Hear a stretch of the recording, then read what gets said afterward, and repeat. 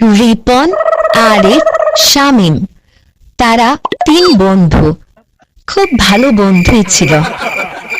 একদিন তারা ড্রিঙ্ক করে ফেলে।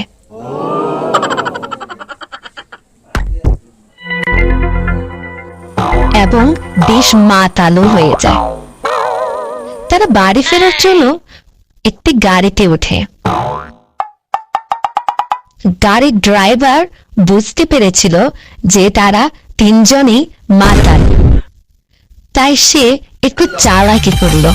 গাড়ির ড্রাইভার গাড়ির ইঞ্জিন স্টার্ট করে আবার সাথে সাথেই বন্ধ করে দিল। এরপর তারা 3 জনই গাড়ি থেকে নামলো।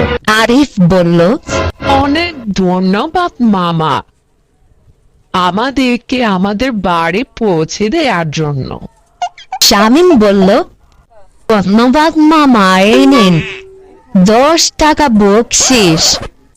কিন্তু রিপন গাড়ি থেকে নেমে ড্রাইভারকে কষে একটি থাপ্পড় দিল।